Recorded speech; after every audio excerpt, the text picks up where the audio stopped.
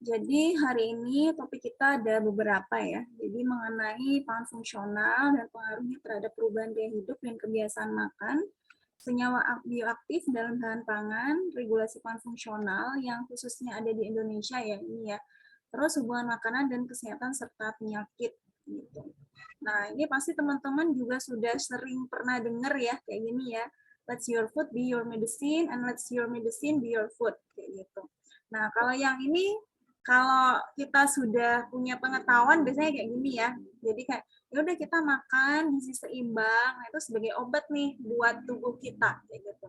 Tapi kalau tidak mempunyai pengetahuan misalkan ya, kalau sekarang kan pola makannya itu kan sudah beralih ya, sudah shifting kayak gitu.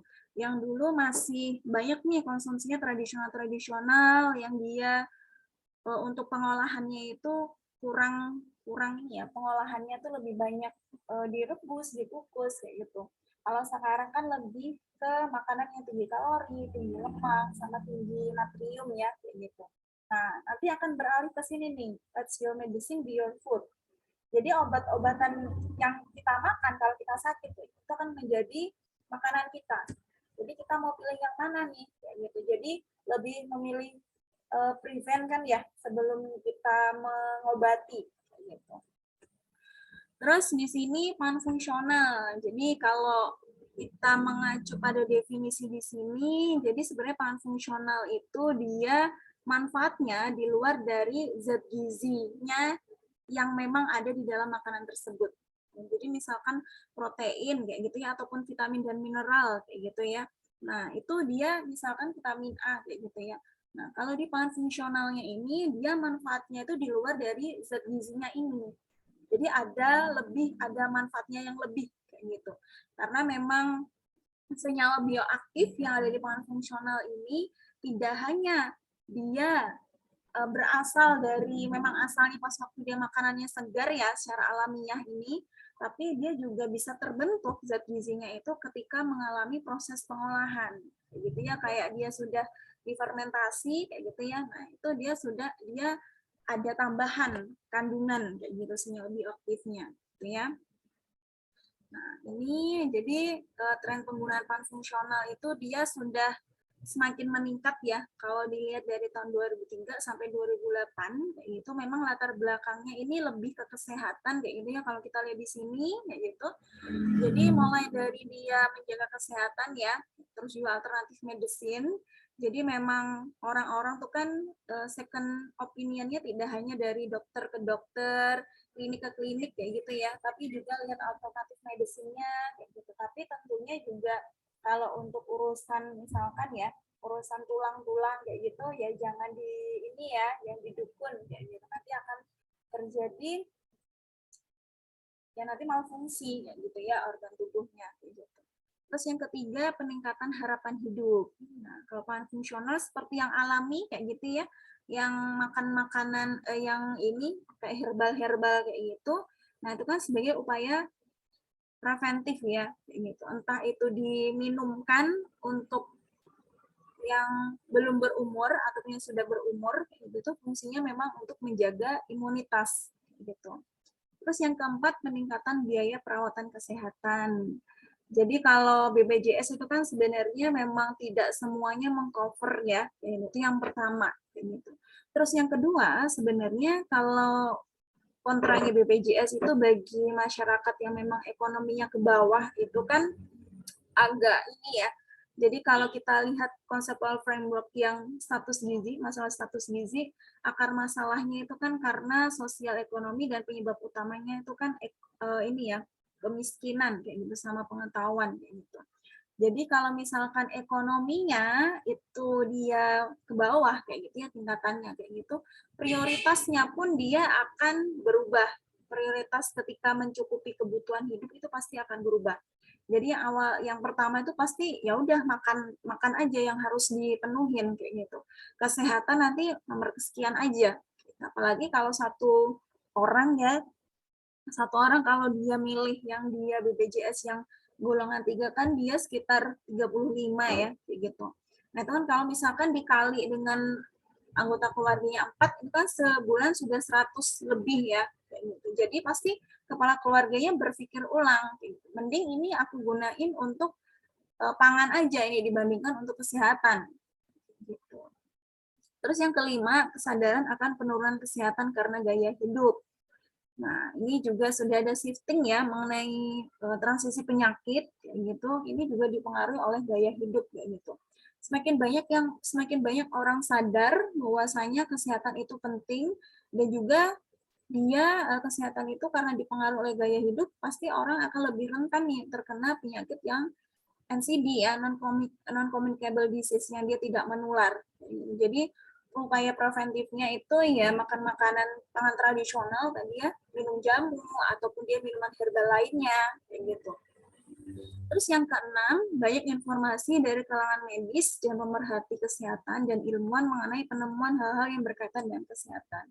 Jadi memang beberapa tahun sekarang ya, kayak gitu, apalagi kalau saya ceritakan tadi di Jawa Timur itu sudah ada jurusan yang terkait pangan fungsional, berarti concern-nya dari pihak gizi dan juga kesehatan ini sudah lebih terpusat nih. Oh, ini pangan fungsional ini tidak hanya untuk sebagai kayak pendamping makanan atau minuman pendamping kayak gitu, tapi secara long term dia juga bermanfaat ini untuk kesehatan dan juga untuk imunitas kayak gitu ya.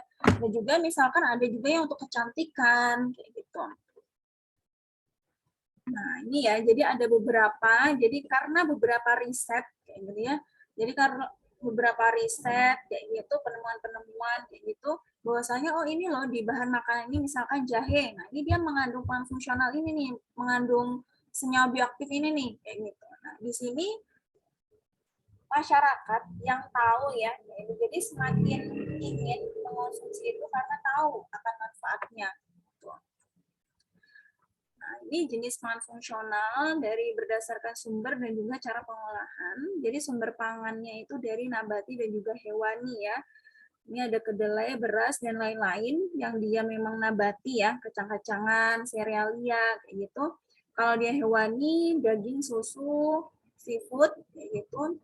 Nah, untuk cara pengolahannya tuh sebenarnya ada beberapa yang bilang dia dibagi jadi dua, konvensional sama ini ya, sama kayak modern kayak gitu ya. Ada dua, tapi kalau ini dibagi jadi tiga ya. Jadi fungsional alami, tradisional, sama modern. Kalau alami tentu dia tidak atau belum ya, belum ditambahkan dengan zat gizi lainnya, makanan lainnya kayak gitu, ataupun belum diolah kayak gitu. Jadi dia masih menjadi makanan tunggal ya di sini ya.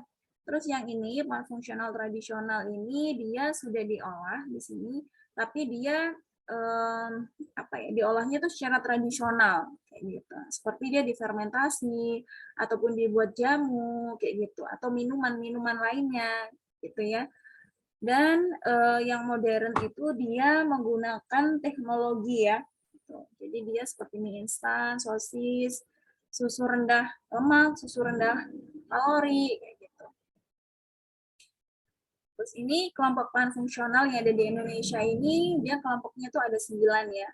Ada tepung, produk tepung, susu, produk susu, makanan ringan, confectionery ini dia bahan makanan yang manis-manis ya, kayak permen, coklat, marshmallow kayak gitu.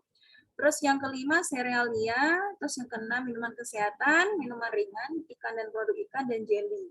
Nah, kalau di totalnya ini ditotalkan ya dari beberapa kelompok ini terdapat 66 buah jumlah produk pangan fungsional yang ada di Indonesia. Nanti kita lihat setelah ini ya. Nah, bentuk pangan fungsional itu dia bukan, karena ini dia kalau dari namanya ini pangan ya. Jadi kalau pangan berarti dia bentuknya bentuk pangan, gitu. Bukan bentuk pil atau tablet, karena ini dia obat ya. Gitu. Jadi walaupun dia sebenarnya kayak kapsul yang isinya ada tulisannya herbal kayak gitu, sebenarnya itu nggak termasuk ke dalam pangan fungsional karena dia bentuknya bukan bentuk pangan, dia bentuknya tuh tablet ataupun pil gitu ya. Terus ini jadi ya konsumsi pangan fungsional itu dia dipengaruhi oleh konsumen yang dipicu oleh usia, jenis kelamin, dan tingkat pendidikan. Jadi tadi trennya tadi ya, jadi tren mengenai kesadaran kayak gitu itu kan karena gaya hidup. Nah, ataupun usia nih, usianya yang dia sudah semakin bertambah kayak gitu, kesadaran untuk tetap menjaga kesehatan. Nah, kalau semakin bertambah tuh kan kayak sudah banyak organ-organ tubuhnya itu kan merasa misalkan sendi-sendinya ngerasa nggak enak kayak gitu. Kalau berjalan jadi nggak leluasa gitu ya. Jadi akhirnya ya udah makan makanan ini aja, makan atau minuman yang dia memang basisnya pangan fungsional kayak gitu. Kalau orang-orang kan sebenarnya nggak tahu ya kalau itu dia pangan fungsional, taunya dia oh ini minuman herbal, gitu. Oh ini makanan herbal kayak gitu ya. Dan juga tingkat pendidikan. Jadi kalau misalkan kita semakin tahu nih, semakin tahu terhadap oh manfaatnya pangan fungsional itu tidak hanya terhenti untuk kesehatan, tapi juga dia untuk kecantikan juga nih.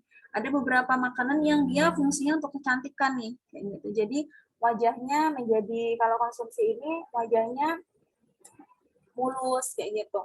Nah, jadi semakin dia tahu, semakin dia cepet kayak gitu, atau dia kalau start ya, kalau kita bicara start ya gitu, orang yang tahu pasti dia akan mengonsumsi terlebih dahulu gitu ya, dibandingkan orang yang belum tahu.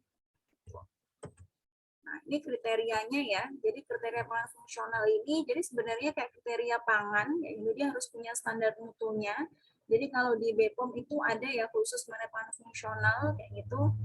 Terus dia mempunyai manfaat bagi kesehatan. Jadi ada klaimnya juga bisa, gitu. Tapi memang dia berdasarkan dengan klaimnya itu misalkan kalau klaim gizi itu kan ada klaim yang dia rendah, tinggi kayak gitu ya.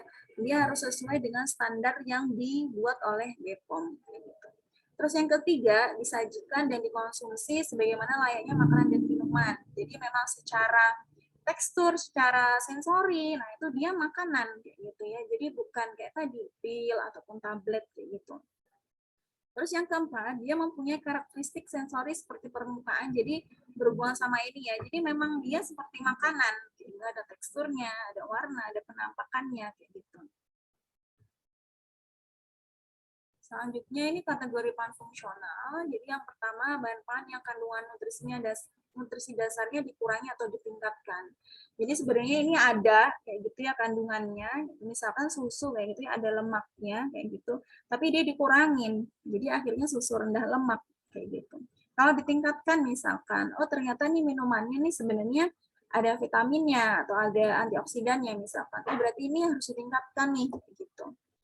Terus yang kedua, produk yang secara alamiah tidak memiliki nutrisi tertentu lalu ditambahkan ke dalamnya. Jadi ini seperti fortifikasi juga ya, kayak gitu. Jadi yang dia memang bahan makanannya itu tidak ada zat gizi tertentu itu, terus dia ditambahkan kayak gitu, nah itu namanya fortifikasi gitu kan ya. Terus yang selanjutnya, produk berbahan dasar susu difermentasi dengan probiotik yang diseleksi berdasarkan kemampuan fungsional untuk membantu proses pencernaan dan mencegah infeksi. Jadi ini lebih ke pencernaan ya, ini ya seperti prebiotik dan juga probiotik gitu. Jadi sewaktu pengolahannya itu ditambahin bakteri baik gitu ya, atau juga difermentasi gitu. Yang keempat, produk yang secara khusus diformulasikan untuk kebutuhan tertentu. Ini biasanya juga sudah banyak ya yang diperjualbelikan ya kayak gitu. Seperti dia untuk diabetes kayak gitu ya, ada susunya kayak gitu ya. Oh ini dia harus dikurangin nih kandungan kandungan gulanya kayak gitu, atau untuk yang dia orang tua, susu untuk orang tua, orang yang nggak sepuh kayak gitu, anlin kayak gitu ya. Oh ini ditambahin nih kandungan kalsiumnya gitu. Kalau ini contohnya memang dia sereal ya yang diperuntukkan oleh olahragawan. Jadi dia ditambahin gitu kandungan energinya. Terus ini bahan pangan yang mengandung bahan herbal untuk membantu mengatasi beragam masalah kesehatan. Kalau sekarang kan minuman-minuman itu kan sudah ditambahin ya, ditambahin ginseng, ditambahin temulawak kayak gitu. Jadi dia masuk ke pangan fungsional yang dia mengandung bahan herbal. Gitu. Kalau di Indonesia ini makan makanan yang diperdagangkan ya. Ya, jadi ini ada 13 ini contohnya ya. Jadi produk-produknya yang ada di Indonesia. Kita ini pasti teman-teman sudah familiar ya, Soyjoy, Pocari Sweat kayak gitu ya. Nah, ini kategori pangan fungsional ini memang ada beberapa ya, ada vitamin, mineral, lemak juga dia masuk kayak gitu.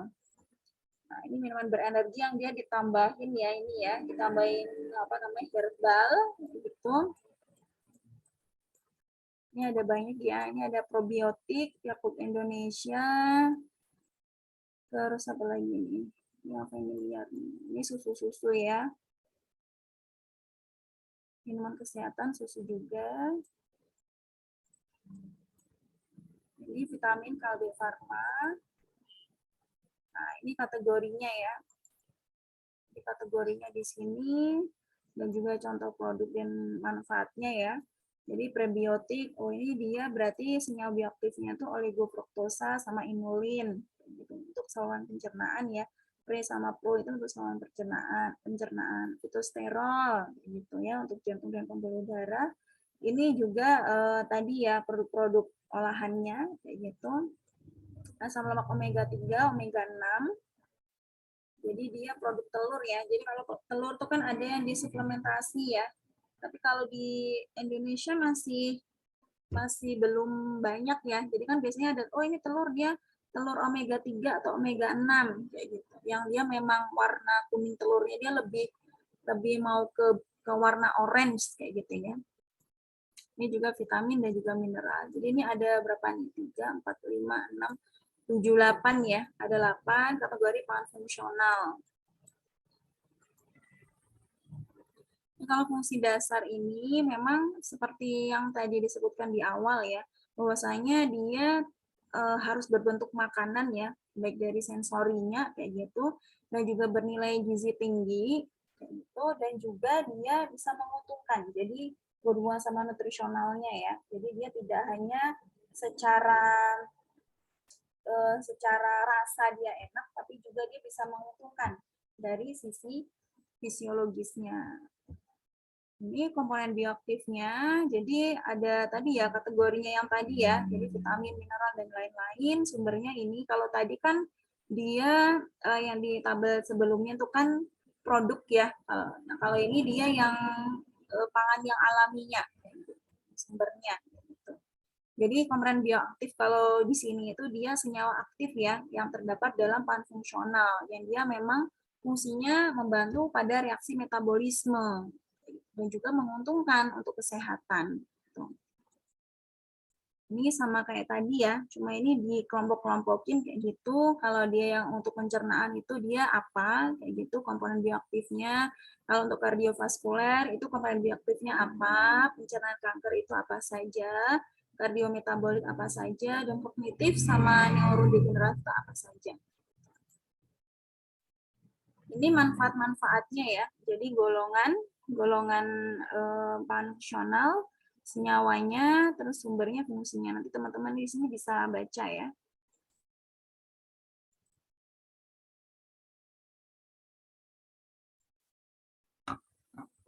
Nah, jadi faktor apa saja nih yang mempengaruhi gaya hidup? Nah, kalau tadi kan tren tadi kan memang salah satunya berhubungan sama gaya hidup ya.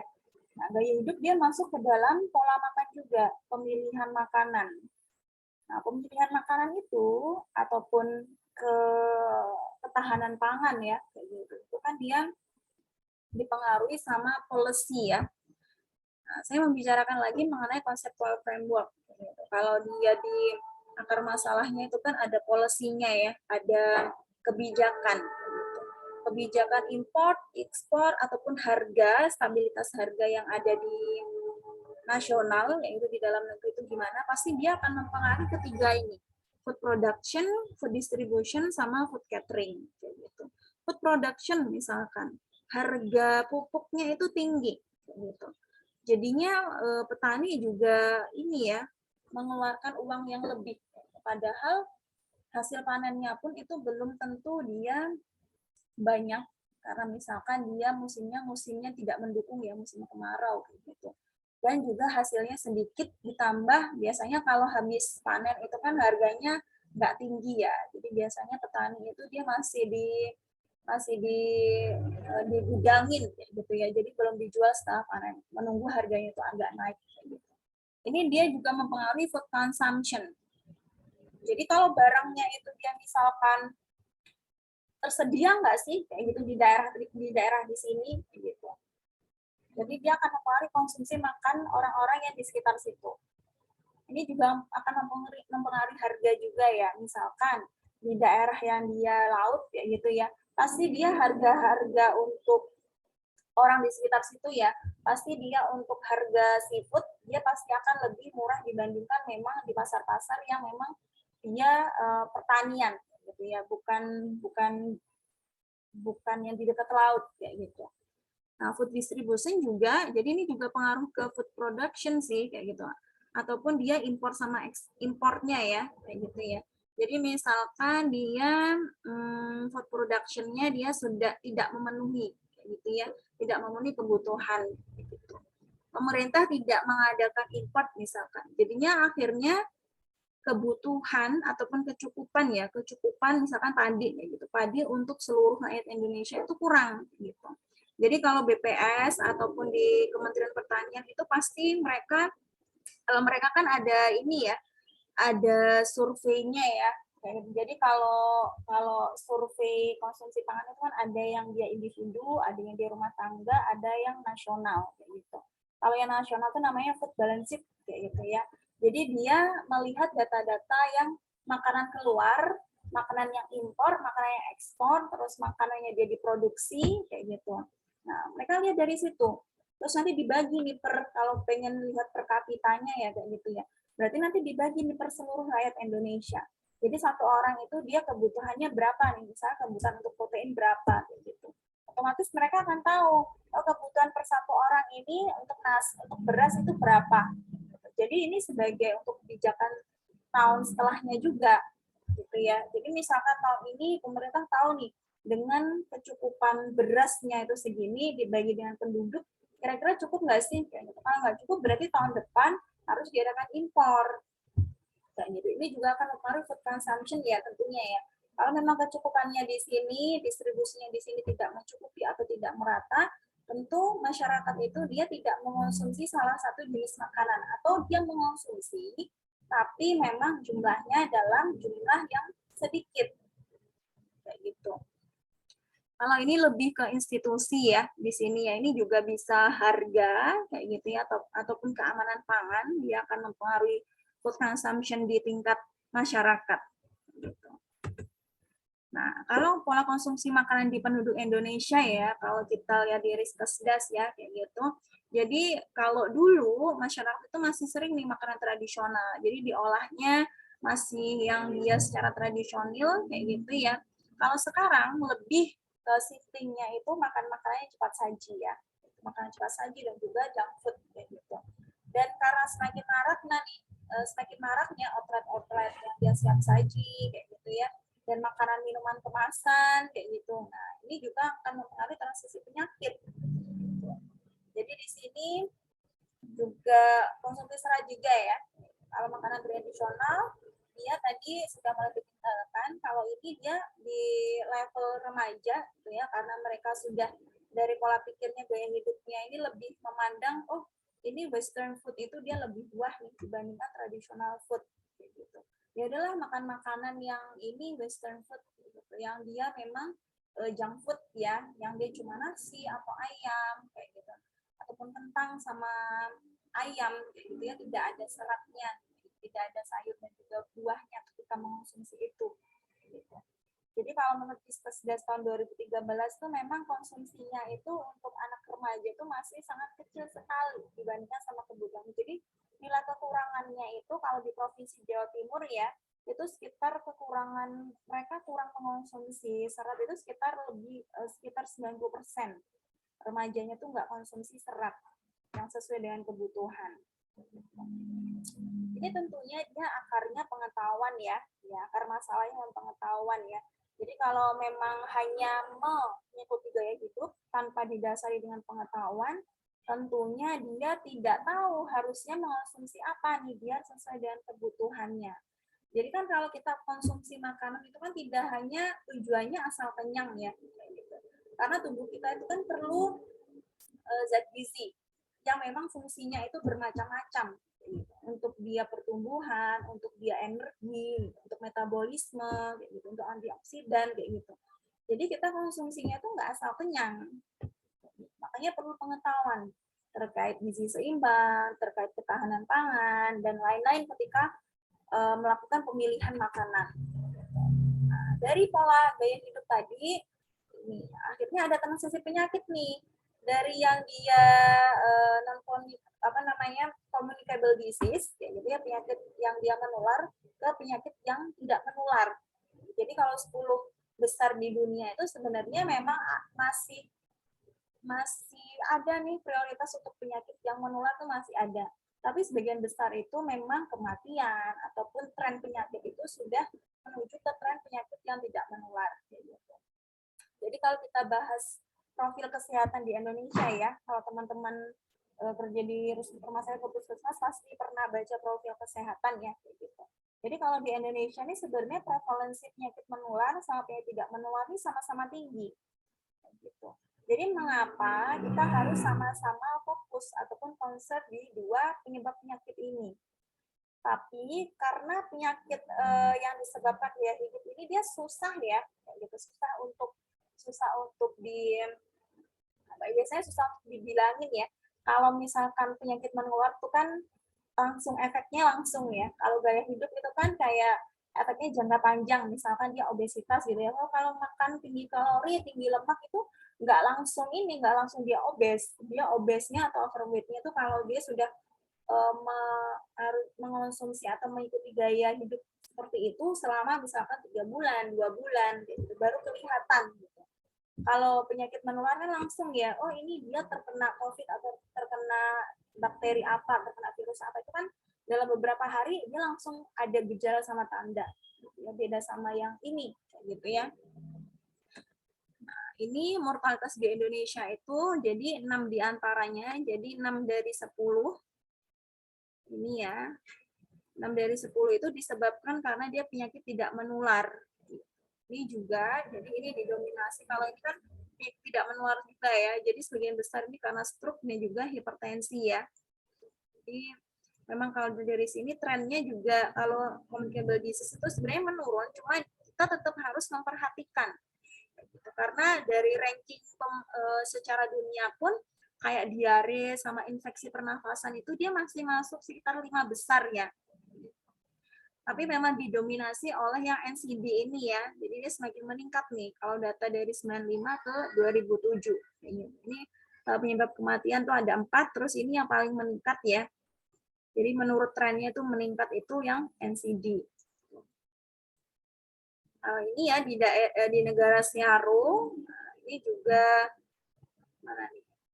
Ini ya, ini sama ini tuh masih lumayan tinggi ya dibandingkan dengan cedera. Ini kalau kita totalin kayak gitu ya, yang penyakit tidak menular lainnya kayak gitu. Nah, jadi kalau tadi kita membahas secara umum ya, NCD sama CD gitu ya, menular sama tidak menular, sebenarnya di Indonesia, bahkan di Indonesia ini akhirnya ada masalah yang namanya triple burden malnutrition. Kalau dulu itu double burden malnutrition ya, kalau sekarang sudah ke triple burden malnutrition. Jadi sudah ada gizi berlebih, obesitas sama overweight, ada yang dia undernutrition dan juga dia kekurangan zat gizi mikronutrien. Jadi ada 3. Ini yang sudah hafal kali ya di luar kepala ya. Conceptual framework dari UNICEF kayak gitu ya. Jadi sebenarnya masalah gizi itu susah sekali ditanggulangin kayak gitu ya. Kalau stunting itu kan terakhir itu kan ada rapat ya Kemenkes dengan beberapa sektor kayak gitu. Nah, stunting itu kan masuk ke dalam 5 besar masalah yang menjadi prioritas gitu kan ya, kalau teman-teman pernah baca beritanya kayak gitu. Nah, ini memang sebenarnya susah sekali ditanggulangin. Kalau dari data RPJMN tahun 2020 sampai 2024 itu kan memang targetnya di tahun 2024 itu kan harus turun sampai dia 14% ya. Kalau tahun 2021 data akhir dari SSDI kayak gitu ya, itu kan dia sekitar masih 28% kalau nggak salah stuntingnya ya. Jadi nanti teman-teman bisa koreksi ya. Jadi kita masih punya PR 2 tahun lagi nih supaya memang stuntingnya itu, undernutritionnya itu dia bisa turun sampai dia 14%. Nah, memang kesusahannya tuh memang dia karena sini nih akar masalah dan juga penyebab utamanya. yang memang sangat sangat susah ya kayak gitu. Jadi misalkan kemiskinan pun di sini ya, ekonomi kemiskinan kayak gitu. Pemerintah tuh kan ada intervensi spesifik sama sensitif ya. Intervensi yang dia non kesehatan pastinya dia akan berkontribusi lebih, jadi sekitar 70% kayak gitu dibandingkan yang dia intervensi yang khusus kesehatan kayak gitu. Intervensi yang dia tidak kesehatan tentu dia akan menunjang ya yang kesehatan. Misalkan kalau ekonomi diberikan BLT gitu. Tapi tentunya ketika pemerintah memberikan bantuan pasti tetap ada celah gitu ya bagi orang-orang itu memanfaatkannya gitu. Kalau BLT bantuan langsung tunai itu kan sebenarnya kalau dari pemerintah memang tujuannya untuk kebutuhan pokok kayak gitu ya.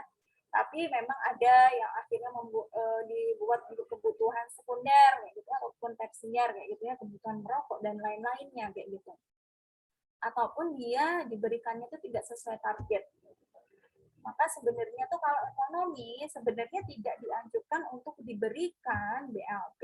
Jadi bantuan inginnya itu harusnya ya. Jadi harusnya itu diberikannya tuh bantuan langsung non tunai. Kayak gitu. Jadi bahan makanan pokok. Selama COVID kemarin juga beberapa kali ya dalam 1 tahun itu diberikan bantuan langsung tunai. Ada juga di sasaran tertentu kalau di daerah saya tuh di akhir-akhir tahun 2021 tuh ada dikasih bahan makanan, tapi itu untuk para lansia saja, diberikan bahan pokok kayak gitu. Pemerintah juga sudah mengadakan pelatihan kartu prakerja ya, kalau teman-teman tahu ya, kayak gitu sebagai upaya progresif kayak gitu ya untuk meningkatkan skill. Nah, tentunya ini di sini kalau untuk meningkatkan skill juga bisa keluar nih dari kemiskinan. Kayak gitu. Jadi ini sebagai termasuk upaya yang dia non kesehatan kayak gitu ya. Terus perubahan pola konsumsi ini ada plus minusnya ya. Kita lihat di plusnya dulu ya. Jadi perubahan ini tren ya, maksudnya tren pola konsumsi ini perubahan tren itu dia bisa menjadi informasi penting dalam skema penyediaan pangan secara nasional. Seperti yang saya contohkan sebelumnya, misalkan tahun 2000 survei di tahun 2022 kayak gitu. Oh, ternyata rakyat Indonesia tuh nambah sekitar 280 juta misalkan kayak gitu. Kebutuhan nasinya, kebutuhan berasnya itu dia semakin meningkat, kebutuhan nabatinya juga semakin meningkat gitu. Nah, ini gimana nih mensiasatinya? Karena food production di dalam negeri cuma dia bisa mencukupi sekitar 80%. Gitu. Mau nggak mau dia harus import kayak gitu. Terus bagaimana kita bisa misalkan supaya menekan harga itu bagaimana? Gitu. Jadi di sini dia sebagai informasi penting untuk kebijakan selanjutnya juga. Gitu. Di sini dia juga indikator ketahanan pangan penduduk. Jadi ketika kita sudah mengetahui tren, terus pola konsumsi yang bagaimana, kayak gitu, nah itu bisa mengetahui sebenarnya di daerah di sini yang ada di nasional, makanan yang ada di nasional, kayak gitu, itu sudah sesuai atau belum sih, kayak gitu, ataupun masih kurang, kayak gitu. Itu bisa menjadi indikator dia tuh ketahanan pangan atau menjadi kerawanan pangan di suatu negara itu. Ini juga menjadi indikator dini terhadap kejadian prevalensi penyakit tidak menular. Gitu ya. Jadi kayak tadi, oh dia konsumsi sekarang ya beralihnya ke yang dia western food. Gitu. Dia seringnya konsumsi sekarang itu yang tinggi kalori, tinggi lemak, kayak gitu ya. Jadi makan makanan tradisional sudah semakin ditinggalkan. Berarti kita sudah mulai melihat bahwasanya trennya ini, penyakitnya ini akan berubah ke penyakit yang dia berhubungan dengan gaya hidup. Oh, penyakit tidak menular, kayak gitu ya. Terus dia juga bisa menyusun kerangka kebijakan ini berhubungan sama ini juga ya. Jadi kalau dia sudah tahu production di dalam negeri, terus bagaimana harus tetap mencukupi kayak gitu. Nah, akhirnya itu akan membuat pemerintah itu membuat kebijakan terkait dengan ketahanan pangan ataupun terkait production ataupun dia production yang di dalam ataupun untuk menyuplai makanan dari luar kayak gitu. Minusnya, jadi ini risiko terhadap kesehatan secara umum ya, kesehatan yang lebih ke penyakit yang tidak menular. Terus dia ketahanan pangan keluarga dan juga ketahanan pangan regional kayak gitu. Jadi kalau misalkan di tingkat nasional saja itu dia distribusi makanannya itu tidak cukup, berarti di rumah tangga itu juga nanti juga tidak cukup kayak gitu. Ini ke keamanan pangan juga gitu ya. Jadi misalkan dia kalau keamanan pangan kan nggak cuma biologi ya, tapi juga fisik, kimia juga kayak gitu. Jadi kalau dia ada perubahan pola konsumsi itu juga akan bisa mempengaruhi keamanan pangan di tingkat rumah tangga juga. Selanjutnya ke regulasi pangan fungsional di Indonesia. Kalau tadi kita sudah melihat beberapa yang menyebabkan ataupun kenapa sih kok bisa tren penyakit itu bisa shift kayak gitu ya, bisa mengalami transisi kayak gitu. Nah, di sini regulasi pangan fungsional di Indonesia. Jadi dia regulasinya diatur oleh BPOM kayak gitu. Kalau nanti pengen tahu lebih lanjut, nanti bisa langsung ini ya searching di nomornya ini angka 0 sekian kayak gitu ya. Jadi di sini ada penetapan standar dan persyaratan keamanan mutu, standar dan persyaratan produk dan distribusi, sertifikasi juga, peredaran juga dan penarikan itu ada peraturannya, pemberian sanksi juga, pemberian informasi. Nah, informasi ini kayak di label pangannya ya. Nah, kalau regulasi produksinya gitu itu harus dia mempunyai standar kan ya. Jadi harus memenuhi CPPB. Jadi cara produksi pangan yang baik. Jadi ini kalau tingkat apa namanya? Pabrik kayak gitu ya, dia harus punya kayak sertifikat gitu ya, CPPB kayak gitu. Sama dia juga harus melakukan HACCP kayak gitu di pabrik tersebut gitu ya, supaya kita bisa tahu bahwasanya makanan tersebut ini benar-benar aman dari mulai dia produksinya, pengolahannya, penerimaannya, terus dia distribusinya. Terus untuk label pangan, ini juga kalau di Indonesia ya, ini ada sendiri. Kalau secara nasional ini ada di Kodeks ya, Guideline of Use of Nutrition and Health Claim. Kalau yang BPOM ini yang di Indonesia tentang pengawasan klaim pada label pangan dan iklan pangan olahan.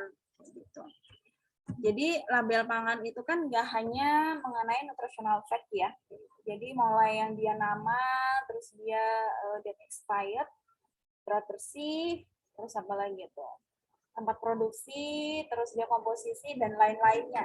Gitu ya. Jadi semua yang tercantum di label pangan. Gitu. Kalau biasanya makan makanan yang kecil kayak gitu ya, seperti permen atau yang dia di dalam produk ada kemasan lagi kayak gitu, dia label pangannya itu kayak nutritional fact-nya kan nggak mungkin ya ada di kemasan kecil itu ya, biasanya itu dia di wadah besarnya gitu.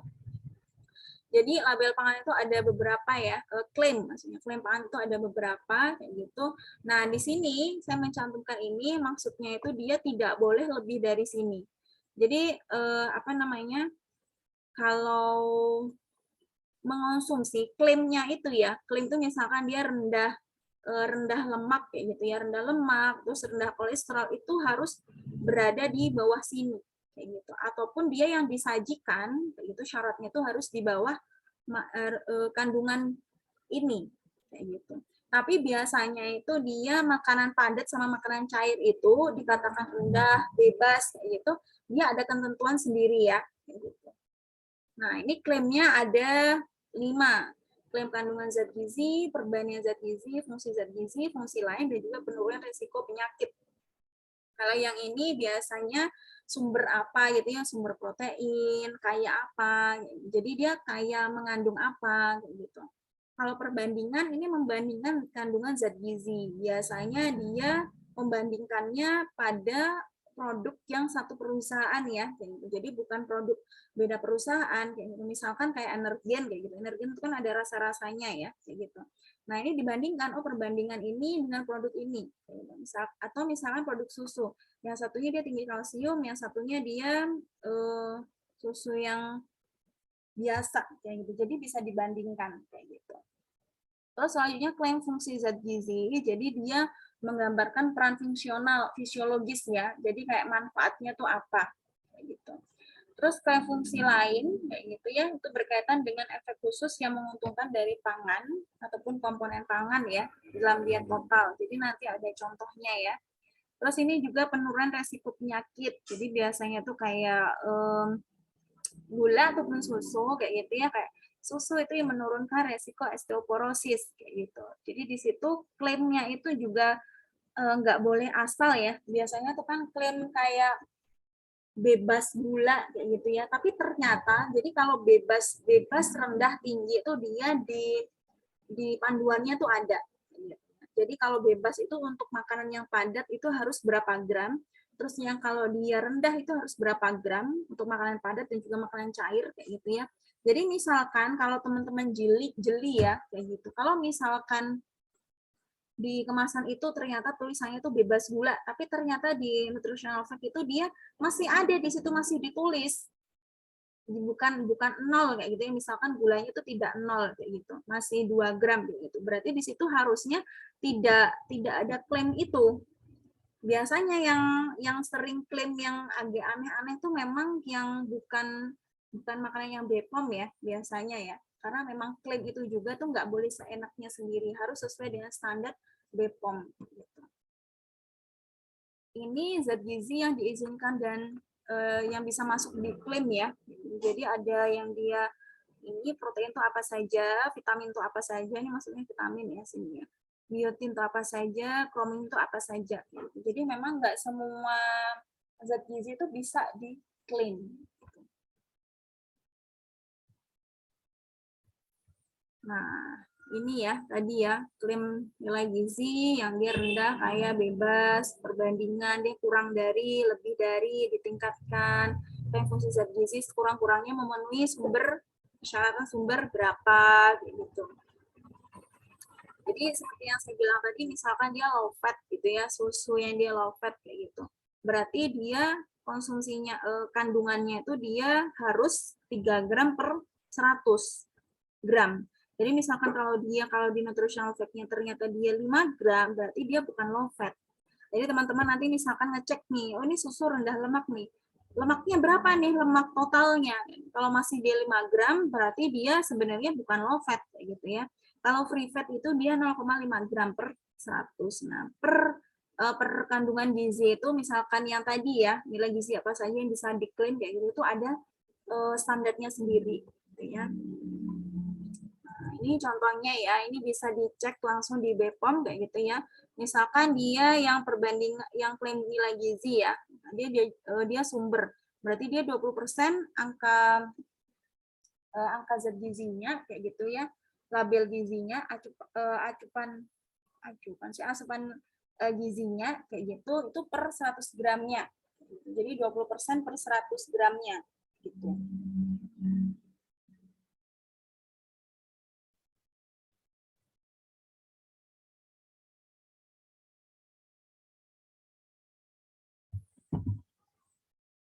Terus yang dia kaya kayak gitu ya, ini sekitar 35% dari acuan label gizi kayak gitu ya per 100 gram.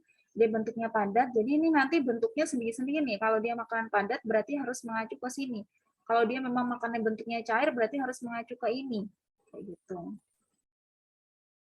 Ini juga halnya perbandingan ya. Jadi memang ini perbandingannya untuk produk yang memang satu perusahaan, bukan membandingkan dengan produk yang beda perusahaan gitu ya.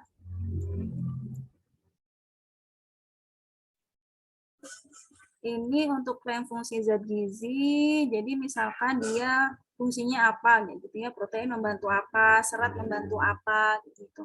Tapi dia juga berarti harus mengandung ini dan juga harus kaya juga kayak gitu ya. Jadi dia sumber kayak gitu kayak ini tadi ya. Jadi di sini ada klaim fungsional kayak gitu, berarti dia harus ini juga. Oh, dia berarti harus 20% nih dari acuan label gizi kayak gitu. Jadi nggak boleh, oh ini dia ada proteinnya.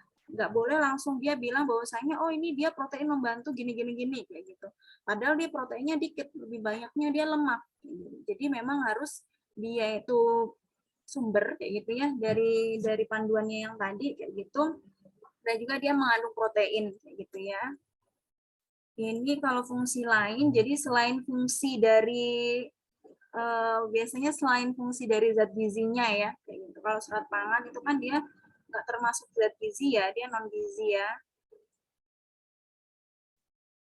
Kalau ini penurunan resiko, contohnya nah, ini misalkan dia diet gizi seimbang dengan asam folat yang cukup mengurangi resiko terjadinya apa, kayak gitu. Pun juga misalkan anlin kayak gitu ya, tinggi kalsium kayak gitu, dia akan menurunkan resio osteoporosis gitu. Persyaratannya ini ya, memenuhi misalnya 100% nih dari kebutuhan kalsium kayak gitu. Ataupun dia untuk vitamin A atau D kayak gitu. Jadi memang dia sumber juga ya di sini ya. Terus selanjutnya, sebelum kita melanjutkan, ada yang mau ditanyakan dulu?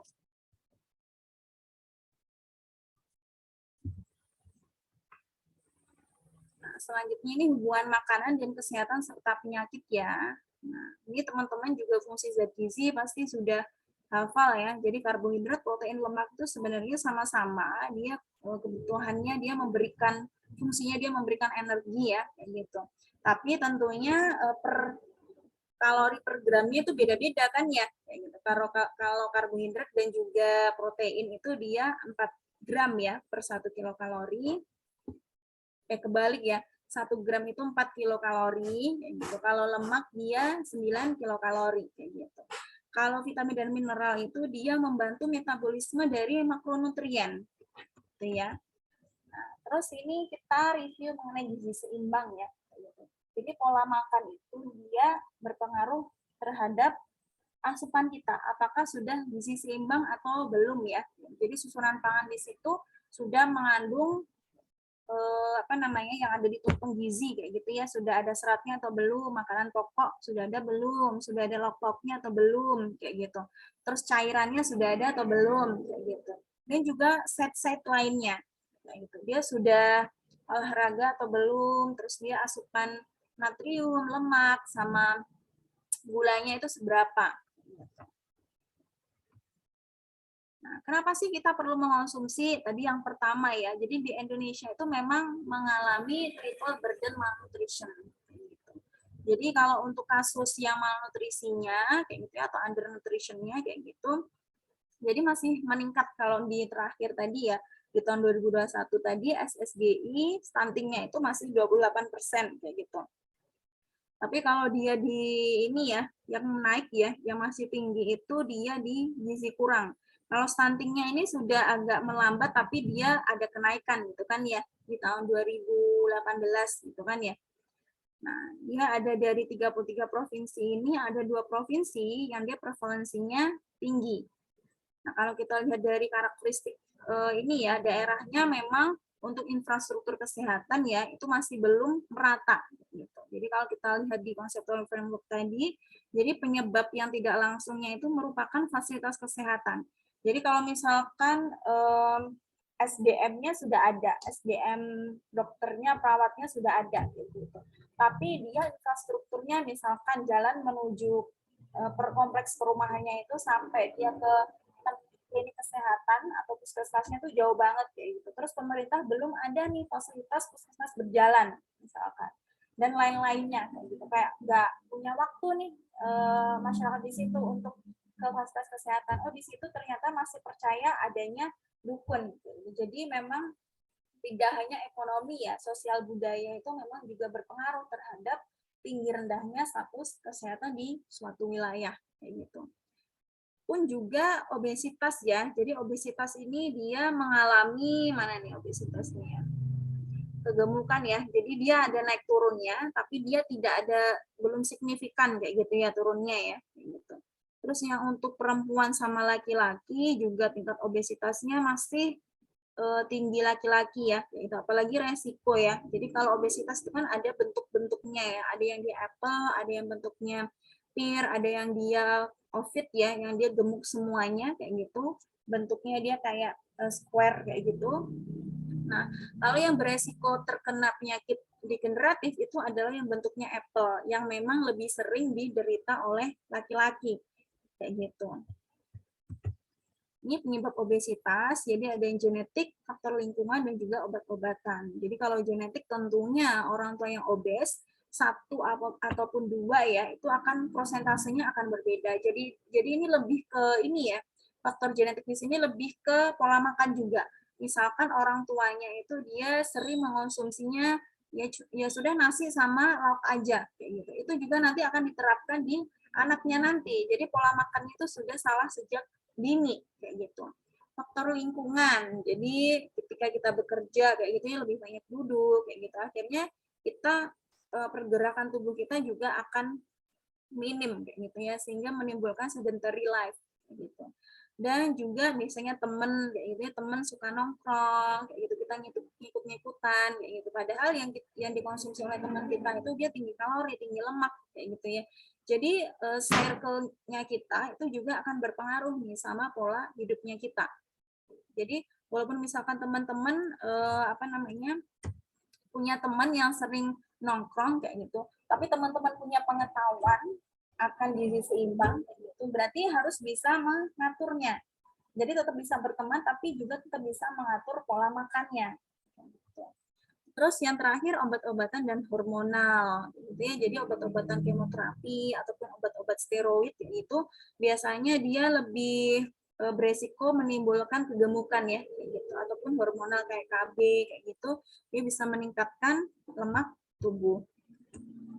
Ini dampak obesitas ya secara long term ya. Kalau biasanya kita taunya kardiovaskuler ataupun stroke kayak gitu ya. Jadi kalau semakin lemaknya itu banyak, tentu dia akan menutupi ya saluran darahnya kayak gitu. Jadi salurannya dia ada kerak-keraknya kayak gitu, ada plaknya. Jadi dia nggak bisa mengantarkan ke seluruh tubuh. Akhirnya dia bisa terkena PJK. Jadi memang apa yang kita makan kayak gitu, yang kita asup harus sesuai dengan kebutuhan dan juga untuk keluarannya itu harus sesuai. Kalau teman-teman pernah dengar nih namanya defisit kalori ya kayak gitu. Kalau misalkan orang-orang yang dia sudah gemuk, overweight ataupun obesitas kayak gitu, dia tidak hanya di aktivitas fisiknya aja kayak gitu yang harus ditingkatkan, tapi juga kalorinya yang harus defisit. Tapi defisitnya pun teman-teman pasti sudah tahu ya, jadi kita lebih diskusi saja ya. Gitu. Jadi memang defisitnya pun juga nggak sampai langsung sehari menurunkan 500 kilokalori yang misalkan dia baru aja konsultasi ataupun konseling gitu ya. Kita sudah tahu pola makannya gimana, kayak gitu. Kalau konsultasi itu kan atau konseling itu kan harus menyesuaikan ya, kayak gitu. Pola konsumsinya Bapak Ibu ini gimana nih? Gitu. Ataupun makan makanan yang bisa dijangkau nih apa saja, kayak gitu. Jadi kalaupun defisit tuh nggak boleh sampai defisit misalkan setengah dari kebutuhannya. Ataupun nggak boleh sampai benar-benar defisit banget tuh nggak. Jadi kita bertahap kayak gitu ya. Karena memang kita juga sesuaikan dengan aktivitasnya. Misalkan dia cuma kalau di kantor cuma ini ya, kebanyakan duduk dibandingkan kalau misalkan bekerja di outdoor. Tentu dia defisit kalorinya juga harus diperhatikan dan juga beda gitu kan ya. Gitu. Nah, di prinsip gizi seimbang itu kan ada juga ini ya prinsip ya, gitu. Ada 5 prinsip yang dia juga tentang apa namanya tentang aktivitas fisik juga masuk ya kalau di 10 pesan gizi seimbang kayak gitu. Kalau ini cuma prinsipnya cuma 5 ya. Jadi ada yang pertama mengonsumsi keanekaragaman pangan. Jadi mengonsumsi keanekaragaman pangan itu jadi proporsinya juga harus seimbang. Ini proporsinya seimbang dalam satu piring itu, jadi kan ada piringku gitu ya, proporsinya gimana nih karbohidratnya. Karbohidrat itu kan juga bisa diversifikasi ya, jadi kalau misalkan tadi balik lagi kita konseling kayak gitu ya, bapak ibunya ingin menurunkan berat badan kayak gitu, gak usah pusing-pusing nih, bapaknya masih bisa nih konsumsi nasi kayak gitu, bisa nasi merah, bisa nasi hitam, tapi memang dia lebih mahal gitu. Kalau pengen lebih yang murah, Bapak atau Ibu bisa nih shiftingnya ke sumber yang kompleks kayak gitu ya, karbohidrat kompleks gitu ya. Kayak dia ketela ataupun kentang ataupun jagung kayak gitu. Yang memang dia kalau awal-awal tentu ini ya, kalau yang nggak biasa konsumsi biasanya akan lebih cepat kayak ngerasa lapar kayak gitu. Padahal itu kalau karbohidrat kompleks itu kan akan memperlama rasa kenyang ya. Jadi memang biasanya tuh juga sugesti ya, oh ini konsumsinya kurang nih, gitu. Kok aku sering lapar ya, berarti konsumsi karbohidratnya bisa jadi memang kurang. Gitu. Terus ini dilakukan secara teratur. Jadi memang sesuai dengan porsi aja, misalkan sehari 3 atau 2 kali. Gitu. Terus ini tidak berlebihan. Konsumsinya memang sesuai kebutuhan aja, tidak berlebihan. Kalau memang dia fungsinya untuk mempertahankan kesehatan, tentu dia sesuai dengan kebutuhannya. Kalau dia fungsinya ingin menurunkan berat badan, tentu dia harus defisit yang dia harus berangsur atau berkala gitu. jumlahnya cukup dan juga keanekaragaman jenis pangannya harus bervariasi gitu kan ya. Jadi semakin banyak yang dimakan, tentu kandungan zat gizi yang diperoleh juga akan semakin bervariasi. Selanjutnya membiasakan perilaku hidup bersih. Supaya apa? Supaya memang terhindar dari infeksi ya. Jadi kalau musim yang COVID kayak gini ya tentu prokes ya. Jadi kalau kita ingat lagi mengenai conceptual framework yang di awal tadi, jadi kalau penyebab utama itu adalah infeksi. Jadi kalau di atas tadi yang penyebab langsung tadi itu kan dia panahnya dua arah ya. Jadi infeksi itu berpengaruh terhadap status gizi, berpengaruh terhadap konsumsi pangan. Jadi konsumsi pangan akan berpengaruh terhadap tingkat atau resiko infeksi. Jadi kalau orang terkena infeksi, tentu dia kan merasa kesakitan, nggak langsung makan. Itu dia akan mempengaruhi tingkat konsumsi pangannya. Kalau dia tingkat konsumsi pangannya rendah, itu dia akan beresiko nih terkena infeksi karena dia imunitasnya tidak bagus. Tentunya nanti dia akan berpengaruh dua-duanya ini akan berpengaruh terhadap status gizi perseorangannya itu. Jadi kan ada ini ya, ada perilaku PHBS kayak gitu ya, cuci tangan, dengan sabunnya pas waktu apa saja, gitu, harus menutup makanan, harus cuci kaki, menggunakan alas kaki, gitu. Harus sudah tahu gimana etika batuk dan bersin, kayak gitu. Nah, selanjutnya aktivitas fisik. Jadi kalau aktivitas fisik ya, kalau aktivitas fisik kan secara general ya, physical activity kayak gitu. Kalau exercise, jadi aktivitas fisik, nah ini tidak termasuk ke dalam exercise. Tapi exercise ini dia masuk ke aktivitas fisik. Gimana maksudnya itu? Kayak gitu.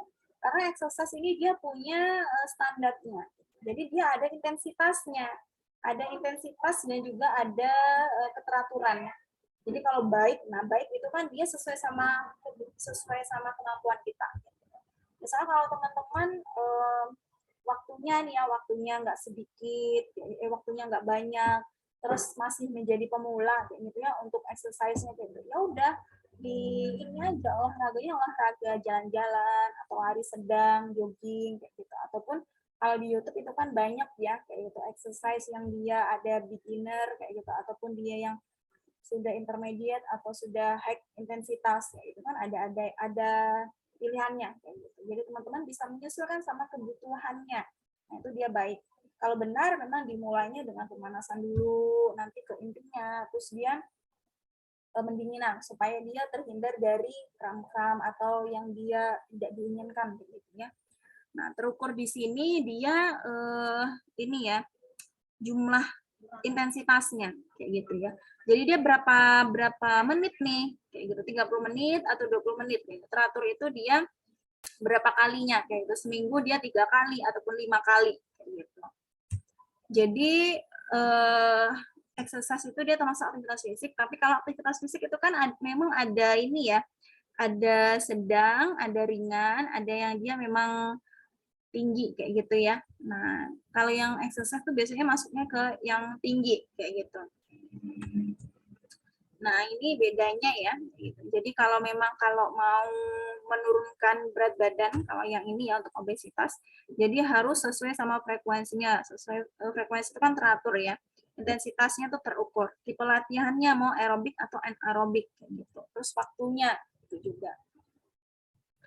Ini jadi memang olahraga itu sebenarnya merupakan teman kita kayak gitu ya. Jadi kalau olahraga itu kan bisa meningkatkan hormon adrenalin juga ya. Jadi tidak hanya kita akan menambah fitnya kita, tapi juga akan menambah moodnya kita gitu. Tapi memang menurunkan berat badan itu memang enggak kalau normalnya ya. Jadi kalau normalnya sebulan itu 2 minggu itu 1 sampai 1,5 ya, gitu. Berarti kalau sebulan itu sekitar 2 sampai 3 kilo. Jadi kalau misalkan sebulan itu dia turun sampai misalnya 10 kilo, kayak gitu, berarti dia yang berkurang itu adalah cairannya. Jadi dia rentan terkena hidrasi, gitu. Dehidrasi. Jadi kalau teman-teman ada alat gitu ya di rumah sakit yang dia mengukur prosentase cairan kayak gitu ya, biasanya dia, Anita kayak gitu ya, itu kita bisa ngecek nih dia prosentase cairannya dia cukup atau enggak nih kayak gitu. memantau berat badan. Jadi pakai IMT boleh ataupun pakai BBI juga boleh gitu kalau untuk orang dewasa ya. Dia masuknya apa? IMT itu teman-teman harus sudah tahu lah ya. Kalau dari WHO itu kan untuk ada yang untuk Asia Pasifik, ada yang untuk WHO yang untuk barat ya kayak gitu. Karena memang IMT itu kan yang dilihat adalah indikatornya itu kan dia BB per TB ya. Gitu. Jadi kalau kita pakainya tentu yang Asia Pasifik karena tingginya orang kita tentu berbeda dengan orang barat gitu ya. Jadi kalau kita di sini 23 sampai 24 itu dia masuknya sudah overweight nih. Kalau orang luar sampai 25 kalau nggak salah ya, dia masih masuknya ke normal ya gitu. Jadi harus dipantau ya berat badannya.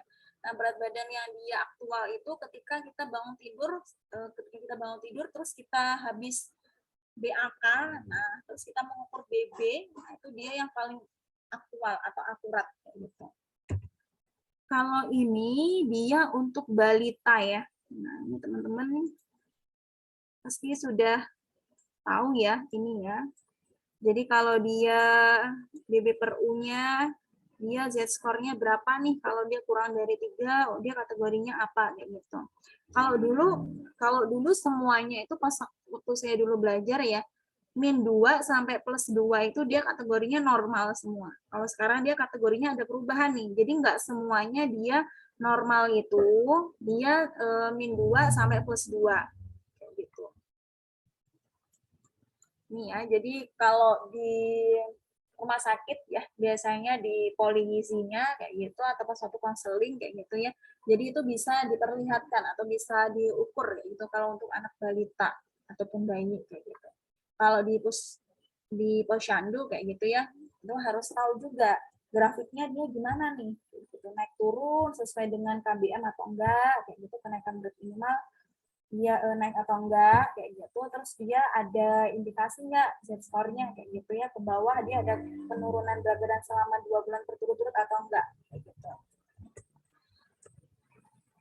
Nah, selanjutnya jadi di sini saya review mengenai pesan gizi seimbang dan lain-lainnya ini memang berpengaruh sama pola ini ya, pola makan dan juga gaya hidup ya, yang nantinya juga akan berpengaruh terhadap pemilihan konsumsi functional food gitu. Jadi di sini ada 10 ya, 10 pesan gizi seimbang. Yang pertama, syukuri dan nikmati aneka-ragaman makanan kayak gitu. Syukuri di sini tentunya dia juga makannya pelan-pelan ya di sini ya, tidak tergesa-gesa kayak gitu ya.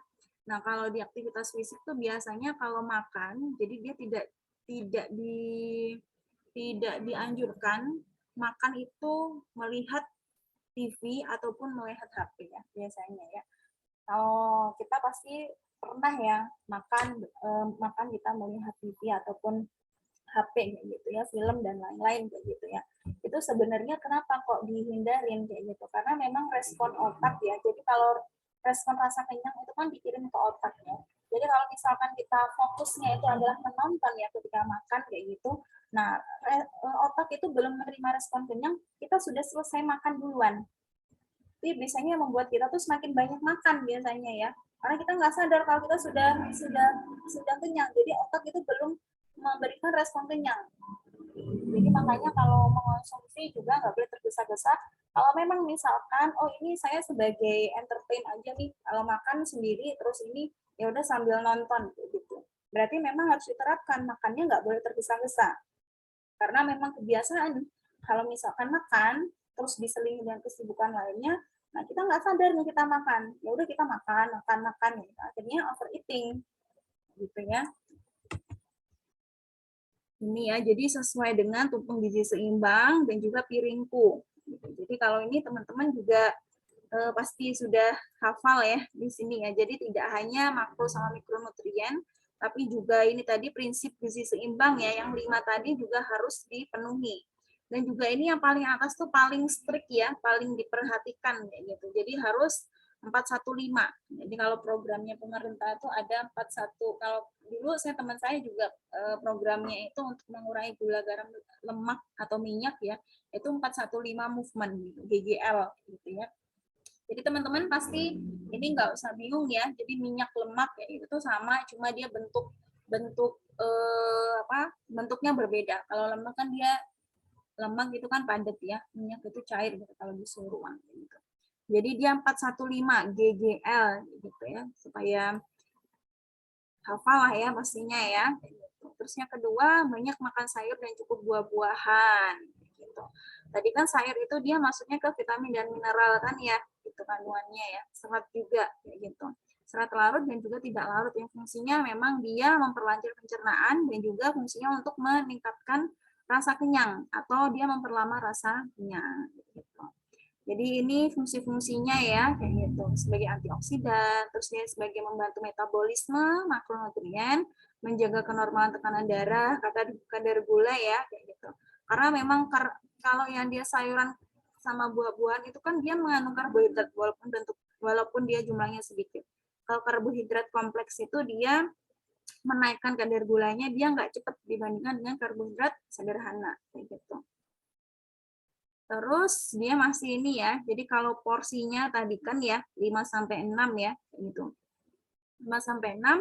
Nah, ini dia setara nih. Jadi kalau kita hitung nih, misalkan dia 400 gram per orang per hari. Kalau kita URT-in, jadi dia 2,5 porsi untuk sayur-sayurannya, untuk buahnya bisa 3 buah pisang Ambon ataupun 1,5 potong pepaya gitu. Jadi kalau kita misalkan nanti memberikan konseling gizi, jadi kita nggak kesusahan ya, ataupun respondennya tuh nggak kesulitan kayak gitu. Oh bapak misalkan kita konselornya bapak nanti konsumsinya sehari 5 sampai 6 porsi ya pak, kan pasti bingung ya 5 sampai 6 porsi itu gimana gitu. 2,5 misalkan 2,5 porsi itu 2 sendok hampir 3 sendok ini ya sayur kayak gitu. Terus ini nanti berapa URT-nya kayak gitu. Nah, ini untuk lauk-lauknya ya. Tadi 3 sampai 4. Ini yang hewani, ini yang nabati. Jadi yang hewani itu kan ada daging merah sama daging putih ya. Kalau daging putih itu biasanya dia lebih banyak lemak yang tidak jenuh dibandingkan lemak jenuhnya. Itu kayak ayam yang dia unggas kayak gitu ya. Kalau yang daging merah tuh biasanya lemak jenuhnya lebih tinggi. Jadi kayak yang daging-daging sapi, terus kambing, terus apa lagi ya, babi juga kayak gitu, dia lemak jenuhnya itu dia lebih tinggi, tapi dia asam amino dia lebih lengkap kayak gitu, dibandingkan dengan yang protein nabati. Protein hewani pun itu dia zat besinya dia lebih, jadi zat besi yang dia berasal dari protein hewani itu dia bioavailabilitasnya memang lebih tinggi dibandingkan dengan protein nabati. Jadi bioavailabilitasnya itu sekitar 20%-an. Kalau nabati itu dia sekitar nggak sampai 5% ya bioavailabilitasnya atau penyerapan zat besinya. Jadi kalau orang-orang yang anemi, mempunyai resiko anemi, memang dia dianjurkan untuk seimbang yaitu konsumsinya nabati sama hewani. Kalau di Indonesia itu kan masih, kalau menurut Riskesdas ya, data mengenai pola makan kayak gitu di rakyat Indonesia ini, dia tidak hanya sehat yang masih kurang ya di antara remaja gitu, tapi dia konsumsi proteinnya masih lebih banyak protein nabati gitu. Dan yang paling tinggi adalah konsumsi nasi. Makanya di sini ahli gizi pun, nutritionist, dietitian kayak gitu ya, ketika melakukan edukasi kayak gitu bisa menyarankan untuk diversifikasi makanan, karena memang tidak hanya untuk ini ya, tidak hanya untuk zat gizinya, tapi juga untuk ketahanan pangan ya. Kalau semuanya makan nasi kayak gitu ya, tentu dia ketahanan pangannya juga bisa apa ya, bisa jadi kerawanan pangan kali ya, karena kan per daerah biasanya juga punya makanan pokok sendiri-sendiri ya kayak gitu. Supaya untuk mengurangi ini aja, mengurangi konsumsi saja juga gitu, salah satunya. Nah, ini untuk lauknya ya, 2 sampai 4 ya. Bisa bilangnya 3 sampai 4. 2 sampai 4. Jadi ini bisa dikonversi ya. Misalkan ini gram daging sapi segini, oh ini berarti 2 sampai 4 potong. Jadi disesuaikan sama kebutuhan. Jadi ketika kita melakukan konseling pun juga harus disesuaikan nih sama pola makannya. Oh, ini pola makannya itu dia sering makan telur ya. Karena kan kita dapat datanya kan dari recall ya. Sering makan telur atau sering makan ayam. Kayak gitu. Nah, itu juga bisa melihat dari kemampuannya. Misalkan ekonominya menengah ke bawah, berarti juga jangan dianjurkan untuk, oh Bapak nanti konsumsi sumber hewaninya ini aja Pak, yang paling bagus itu misalkan daging sapi gitu. Jadi harus kita sesuaikan dengan kebutuhan dan juga sesuai dengan kemampuannya. ikan atau telur kayak gitu ya. Nah, ini untuk protein nabatinya, jadi sehari sekitar 4 sampai 8 potong tempe ukuran sedang dan juga ukuran tahu ya, ukuran sedang. Nah, ini diversifikasi makan ya. Jadi makanan pokok sebagai sumber karbohidrat. Jadi kalau yang di sini itu kan lebih ke karbohidrat kompleks ya. Jadi kalau memang ingin mengatur berat badan dan juga untuk mengurangi kenaikan gula darah atau dia mengurangi resiko penyakit gula darah gitu ya. Jadi bisa konsumsi sumber karbohidrat yang berasal dari karbohidrat kompleks. Terus yang kelima, itu batasi konsumsi pangan manis dan asin dan juga berlemak. Yang GGL tadi ya, yang paling ujung tadi di tumpeng gizi seimbang. Jadi kalau ini juga sebenarnya ini juga berkaitan di label pangan ya. Nah, di pesan gizi seimbang itu kan salah satunya juga kesadaran akan membaca label ya. Jadi kalau di sini juga kita harus tahu, jadi konsumsi yang dia GGL ini tidak hanya berasal dari makanan yang memang kita buat, jadi juga berasal dari makanan kemasan yang memang kalau kita lihat ya, gulanya kayak gitu ya, gula dan juga natriumnya itu biasanya tinggi ya. Nah, sekarang ini memang kesadaran akan membaca label tuh masih rendah ya. Gitu. Kalau di apa namanya di orang luar itu ya, ini berhubungan sama label makan ya, biasanya itu dia sudah ada FOP-nya, front of packaging. Jadi di situ dia ada light-nya, kayak itu ada warna-warnanya. Kayak dia kuning, kalau ini kan sama kayak ini ya, plain kayak gitu ya. Ada kuning, ada kayak lampu-lampu lalu lintas gitu ya, kuning, merah, hijau gitu. Kalau merah berarti misalkan dia tinggi gula kayak gitu. Jadi ini supaya memudahkan konsumen kayak gitu ya, nggak perlu lagi nih untuk ngecekin nutritional food tapi di nutritional fact kayak gitu ya, tapi dia bisa langsung melihat dari informasi di front of packaging-nya di depannya itu, jadi ada warna-warnanya kayak gitu ya.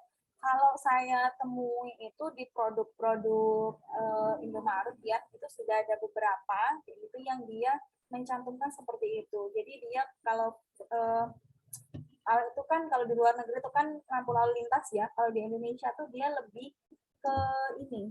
Ada warnanya sih. Jadi kan ada beberapa kotak gitu kan ya. Misalkan, jadi yang di depan itu sebenarnya memang nggak cuma beberapa zat gizi kayak gitu ya. Kalau nggak salah kayak lemak, gula sama apa gitu. Jadi ada 4 atau ada 5 kayak gitu yang boleh ada di FOP gitu. Front of package kayak gitu. Jadi itu membantu sekali. Kalau memang kita nggak paham nih terhadap nutritional fact, nah kita bisa lihat nih dari FOP-nya. Oh ini ternyata tinggi natrium, aku punya hipertensi nih, ya udah nggak konsumsi ini kayak gitu. Oh ini dia rendah kalori nih, oh ya udah bagus sih dikonsumsi. Jadi seperti itu. Nah ini ya, ini berhubungan sama label ya nanti ya. Terus selanjutnya biasakan sarapan. Tentu ini sudah beberapa sekolah itu menerapkan program ini, gitu. Karena kalau untuk orang program ini memang kenapa lebih banyak ya biasanya ada di sekolahan karena dia untuk meningkatkan konsentrasi. Orang kerja sebenarnya juga perlu konsentrasi kayak gitu. Tapi memang kalau di sekolah itu kan dia ada sistematis ya kayak gitu.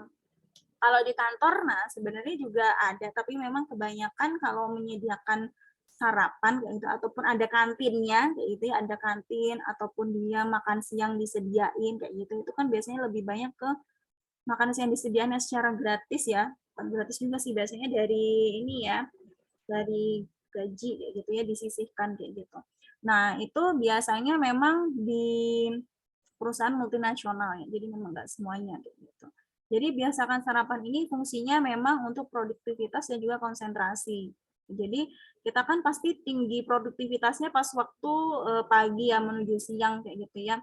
Dan juga sarapan ini bisa mengurangi resiko kita jajan gitu ya.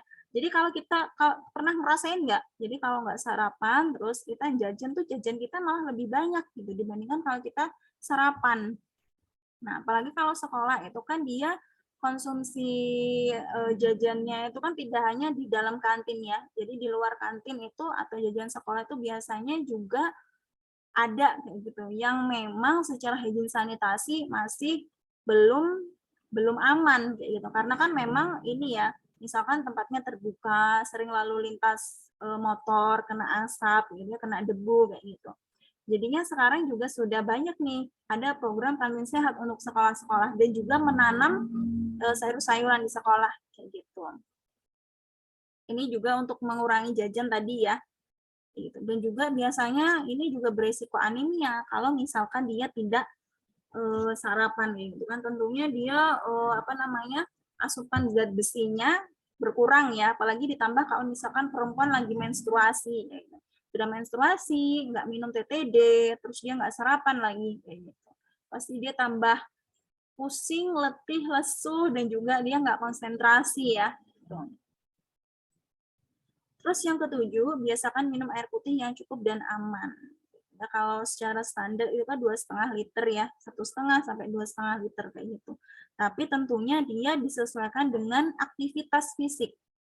Jadi kan kita mengalami sekresi ya, sekresi lewat BAK dan juga lewat keringat kayak gitu ya. Jadi kalau semakin banyak nih yang menguap lewat keringat kayak gitu, tentunya kan kita cairan di dalam tubuh semakin berkurang ya.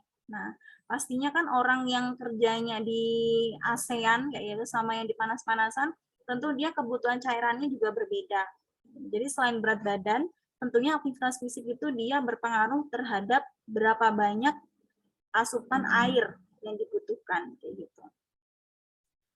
Terus selanjutnya biasakan membaca label. Jadi ada beberapa ya label itu ya. Jadi ada keterangan produk, berat bersih, komposisi, terus expired, keterangan halal, terus dia dibuat alamat production gitu. Nah, ini membantu konsumen untuk mengetahui bahan-bahan apa saja nih yang terkandung dalam makanan. Gitu ya di tabel belakang ya gitu. Jadi bisa memperkirakan kalau konsumen ini dia beresiko nih terhadap penyakit tertentu yang harus dia mengurangi konsumsi.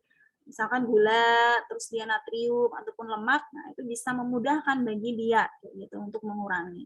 Apalagi kalau kita paham cara membaca nutritional fact ya gitu. Teman-teman sudah paham kan ya membaca nutritional? Sudah paham belum? Sudah paham belum? Ada yang jawab ini? Gimana nih?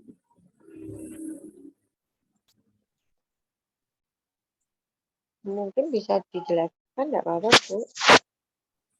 Tapi sudah paham kan berarti ya?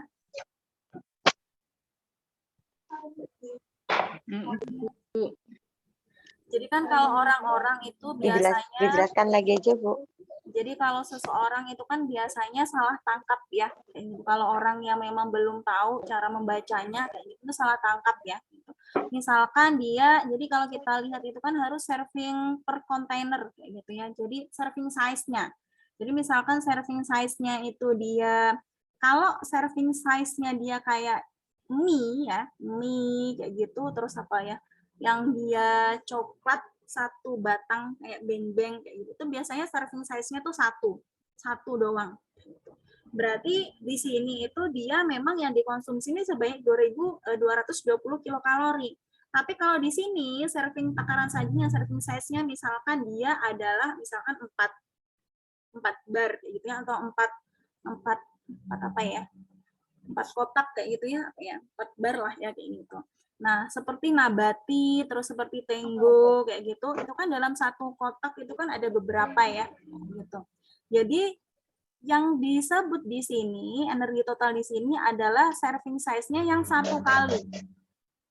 Jadi kalau di sini tuh makannya 4 kali, kayak gitu ya, harusnya makannya tuh 4 kali. Gitu. Kalau kita mengonsumsi tenggo tadi ya, mengonsumsi tenggonya itu, yang dia harusnya konsumsinya 4 kali, kayak gitu ya, kita konsumsinya 1 kali sekaligus, terus di sini energi totalnya 220, berarti ini harus dikalikan 4 kali, 880 kilokalori yang kita konsumsi dalam 1 kali makan. Gitu. Makanya biasanya di takaran saji ini biasanya selain bentuknya URT, bentuknya juga gram. Biasanya kita juga ini kan ya mikir, oh ini kok gramnya kok nggak sesuai sama berat bersihnya yang ada di depan gitu. Karena memang ini takaran sajinya, dia berapa kali nih dia konsumsinya, berapa berapa gram konsumsinya kayak gitu. Misalkan dia 4 kali kayak gitu ya. 4 kali misalkan dia tenggonya itu 8, konsumsinya 4 kali. Berarti yang di sini dia harus konsumsinya itu satu kalinya itu, satu kali serving size-nya itu hanya 2 biskuit itu. 2 biskuit itu tuh yang ini, yang gramnya itu. Pasti paham lah ya, kayak gitu udah sering dapat informasi seperti ini ya. Gitu. Jadi yang di sini memang per satu kali serving. Kalau di biskuit tentu satu kali serving itu dia maksudnya bukan satu biskuit kayak gitu ya. Ya disesuaikan sama dia berapa kalinya. Misalkan 12 biskuit terus dia konsumsinya 4 kali ya, kayak gitu. Oh, berarti dia isinya 8, konsumsinya dia sebanyak 4 kali. Oh, ini berarti 2 kali biskuit itu dia adalah energi totalnya segini. Nah, kesalahannya orang memang biasanya ini, wah ini biskuitnya satu kotak ini dia cuma 220 kilokalori, padahal di sini tuh cuma satu kali makan. Jadi bukan satu batang ya, satu kali makan. Itu biasanya memang berlaku untuk produk-produk yang di dalamnya ada beberapa pieces kayak gitu ya. Bukan yang kayak satu kali kayak Indomie, kayak itu Mimi kayak gitu ya, ataupun apa coklat-coklat yang di satu batang kayak gitu, biasanya itu memang dia satu kali makan gitu. Nah, terus kita bisa lihat nih lemak totalnya kita berapa, lemak total yang ada di sini itu berapa gram kayak gitu ya, karbohidratnya berapa, proteinnya berapa. Terus ini nih bagi orang yang beresiko, oh ini orang ini hipertensi nih, harus lihat oh dia 88 miligram kayak gitu. Sedangkan kalau kebutuhan misalkan kalau dia hipertensinya itu kan ada tingkat-tingkatannya ya, kayak gitu. Ada yang dia sudah paling parah yang tingkat 3 ya, kalau nggak salah ya. Benar atau salah nih? Ada 1, 2, 3 ya kalau nggak salah. Kalau dia sudah di 3, sudah dietnya diet rendah natrium yang 3 kayak gitu ya. Nah, dia sudah benar-benar dikurangi nih sampai 105 kalau nggak salah atau 150 kayak gitu ya. Dan ini pun yang kita konsumsi itu dia tidak hanya berasal dari kemasan kan ya, tapi juga dari makanan yang diproduksi di dalam rumah ataupun kita konsumsi makanan dari warteg gitu. Jadi kita harus perhatikan nih gitu. Terus selanjutnya cuci tangan. Jadi ini higien sanitasi ya, kayak prinsip yang tadi ya. Gitu. Jadi supaya memang kita bisa terhindar dari infeksi. Aktivitas fisik juga. Jadi tadi ya, jadi kita harus melakukan olahraga nih. Jadi rata-rata 3-5 kali dalam seminggu dengan intensitas 30-60 menit. Itu disesuaikan dengan kemampuan. Terus ini jenis-jenis diet ya, jenis-jenis diet. Nah, kalau kita di Indonesia lah ya, gitu. Lebih seringnya dengar jenis diet itu diet vegetarian ya, gitu. Nah, ini sebenarnya vegetarian ini pun juga ada macam-macamnya ya. Gitu. Ada vegan, lacto-vegetarian, sama lacto-ovo. Gitu. Yang lebih ini ya, lebih riskan kalau dia kekurangan zat besi ya, kekurangan kalsium ini adalah yang vegan gitu. Jadi kalau misalkan ibu hamil pun kayak gitu ya, tidak dianjurkan untuk diet vegan kayak gitu ya. Karena biasanya kalau orang vegan itu kan ada konsumsi suplemen ya, itu. Walaupun ada suplemen, nah tentunya harus ada kebutuhan atau asupan dari makanan. Kalau lacto vegetarian sama lacto ovo ini masih ada nih, masih ada apa namanya proteinnya, protein nabatinya. Gitu. Nah ini kelebihan sama kekurangannya. Jadi kalau kelebihannya memang dia ini ya, karena dia lebih banyak konsumsinya lemak tidak jenuh kayak gitu ya, dia bisa mengurangi terjadinya penyakit degeneratif atau penyakit resiko lainnya seperti yang ringan ini ya, karena memang dia konsumsi seratnya itu dia lumayan tinggi ya, jadi buah-buahan juga banyak gitu. Tapi memang kekurangannya dia sebenarnya banyak ya, jadi gangguan penyerapan kalsium juga karena dia juga asam folatnya dia juga rendah ya, asam folat zat besinya juga rendah, kadar kalsiumnya juga rendah, terus dia tidak cocok untuk individunya dalam keadaan metabolisme tinggi, jadi hamil dan juga nifas gitu. Nah kalau kita baca-baca mungkin pasiennya pernah ini ya mengalami apa pernah melakukan diet vegetarian kayak gitu ya. Biasanya itu karena memang ingin makan berat badan ataupun sebenarnya tuh alasan utama orang memilih vegetarian itu karena memang ini ya kalau saya baca itu dia ingin mengurangi emisi juga ya, emisi karbon juga gitu. Dan juga kasihan gitu ke hewan gitu. Makanya dia mengonsumsi ke yang nabati gitu. Terus ini hubungan diet dan juga penyakit ya. Jadi memang kalau kita tadi mengamati kayak gitu ya diet dan penyakit berarti kan makanan ya, pola makan dengan penyakit ya kayak gitu. Jadi kalau misalkan diet kita tidak seimbang, lebih banyak natriumnya, lebih banyak dia kalorinya, lebih banyak dia lemaknya, lebih banyak dia gulanya, tentu dia akan beresiko terhadap penyakit kolesterol, hipertensi, diabetes mellitus dan lain-lainnya kayak gitu. Pun juga kalau dia kekurangan zat gizi.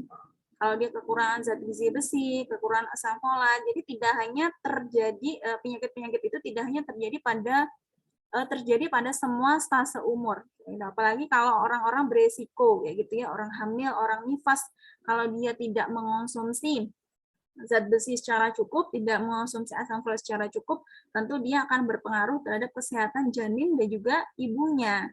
Gitu. Ada yang mau ditanyakan dari materi kita hari ini?